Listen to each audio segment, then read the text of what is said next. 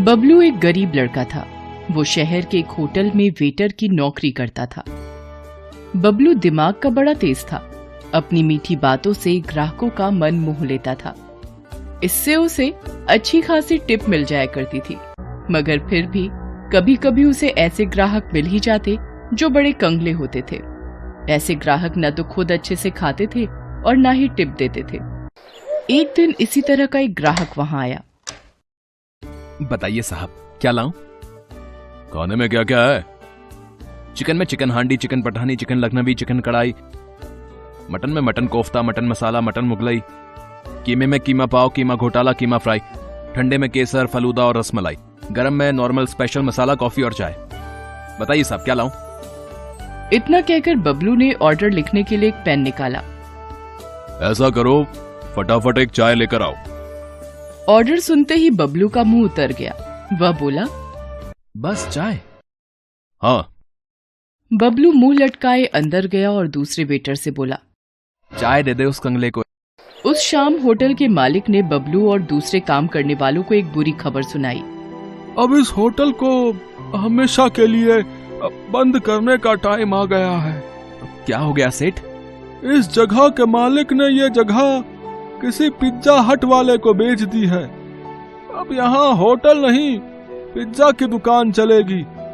इसलिए आप सब लोग अपना अपना इंतजाम देख लें।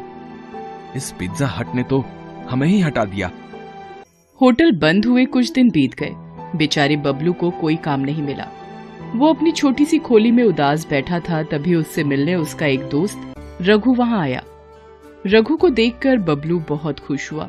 उसने उसके लिए गर्मा गर्म चाय और पकौड़े बनाए। वाह, क्या पकौड़े बनाए यार तूने। ये तो जैसे मुंह में घुले से जा रहे हैं। एक काम क्यों नहीं करता, तू चाय और पकौड़े का एक छोटा सा ढाबा खोल ले यार। आहा, अरे यार, मैं कैसे कर सकता हूँ धंधा? और ये चाय पकौड़े का भी कोई धंधा होता है? अबे पकौड़े का धंधा कोई मामूली धंधा नहीं है मेरे भाई। मेरे मोहल्ले में एक पकौड़े वाला रहता है, लक्ष्मण। कम से कम 3-4 हजार का गल्ला है उसका रोज का। अरे भाई, एक आदमी इसी तरह से चाय बेचकर देश का प्रधानमंत्री बन गया और तू इसे छोटा समझ रहा है? बात बबलू की समझ में आ गई। कुछ ही दिनों में इधर उधर से उधार लेकर उसने चाय और पकौड़े का एक छोटा सा ढाबा डाल दिया। उसके हाथों में जादू था। जो भी एक बार उसके पकौड़े खा लेता था, उसके मुंह में उसका स्वाद बस जाता था। फिर तो वो बार बार बबलू की दुकान पर पकौड़े खाने आता था। बबलू का स्वभाव भी बहुत विनम्र था। वह ग्राहकों से बड़ी प्यारी प्यारी बातें करता था। लोग उसके स्वभाव से खुश होकर भी उसकी दुकान पर जा पहुंचते और मन ना होते हुए भी वहां से चाय पकौड़े खाकर ही उठते थे। इस तरह बबलू का ढाबा जोरों से चल निकला। उसे इस ढाबे से अच्छी खासी आमदनी भी होने लगी। एक दिन बबलू अपनी दुकान पर बैठा सोच रहा था, मैं बेकार ही इस धंधे को छोटा समझ रहा था। इस धंधे ने तो मुझे कहां से कहां पहुंचा दिया है। आज मुझे समझ में आ गया है कि ईमानदारी से किया गया कोई भी काम छोटा या बड़ा नहीं होता है। अभी बबलू ये सब सोच ही रहा था कि वहां एक कार आकर रुकी। कार से 2 आदमी लड़खड़ाते हुए निकले और बबलू से कहा, ए हीरो, इधर आ। बबलू ढाबे से निकलकर जल्दी से उनके पास गया। उनके मुंह से शराब की बू आ रही थी। एक काम कर, 2 प्लेट आलू पकौड़े, 2 प्लेट प्याज पकौड़े और 1 प्लेट मूंग दाल का पकौड़ा लेके आ जल्दी से। बबलू ने देखा कि दूसरे आदमी ने शराब की बोतल और 2 गिलास निकाले और कार की बोनट पर रख दिया। उनका इरादा वहीं शराब पीने का था। उनका इरादा समझकर बबलू बोला, साहब, पब्लिक प्लेस में शराब मत पीजिए।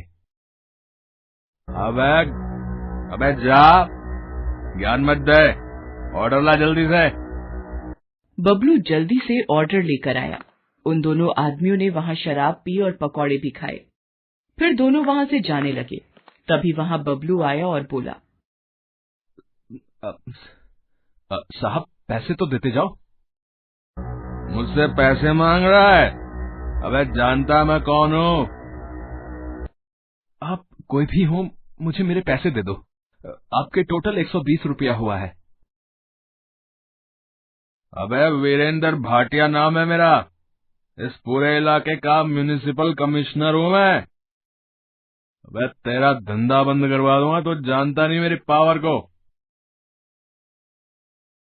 मैंने तो बस अपने पैसे मांगे थे साहब। बबलू की इस बात से वीरेंद्र भाटिया आग बबूला हो गया। उसने जमकर बबलू की दुकान में तोड़फोड़ की और वहां से चला गया। बेचारा बबलू अपने ढाबे की हालत देखकर रो पड़ा। वीरेंद्र भाटिया का गुस्सा इतने से शांत नहीं हुआ। अगले दिन बबलू को दुकान बंद करने का नोटिस मिल गया म्युनिसिपालिटी से। बबलू पर तो जैसे आसमान ही गिर पड़ा। दुकान के बंद होने से सिर्फ बबलू को ही नहीं, उन लोगों को भी परेशानी होने लगी जिन्हें बबलू के चाय और पकौड़ों की आदत लग चुकी थी। एक दिन बबलू अपनी खोली में उदास बैठा था। तभी वहां कुछ लोग आए। बबलू उन्हें पहचान गया। वो सब उसके रोज के ग्राहक थे। अरे बबलू भैया, अरे और कितने दिनों तक ऐसे ही बैठे रहोगे हैं? अगर अभी कुछ नहीं किया गया तो इस भाटिया की मनमानी बढ़ती ही जाएगी, बता रहे हैं। आज तुम्हारी दुकान बंद की है, कल हो सकता है पूरा बाजार बंद कर दे। तो मैं अब कर भी क्या सकता हूँ? तुम हमारे साथ उस भाटिया के ऑफिस में चलो, हम वहीं विरोध प्रदर्शन करेंगे। इस तरह बबलू उन सब लोगों के साथ चला। इतने लोगों के साथ होने से उसकी हिम्मत भी बढ़ गई थी। वो भाटिया के दफ्तर पहुंचा और अपनी दुकान खुलवाने की मांग की। भाटिया बाहर निकलता है और गुस्से में बबलू से कहता है, अच्छा, तो तू इन सब के साथ मुझे डराने आया है? तू जानता नहीं कि तू किससे पंगा ले रहा है? मैं तो जानता हूं, मगर शायद आप नहीं जानते कि आप किन लोगों से पंगा ले रहे हैं। ये गुप्ता जी हैं, हमारे एरिया के इंस्पेक्टर। रोज ड्यूटी के बाद ये मेरी ही दुकान पर चाय पकौड़े खाने आते थे।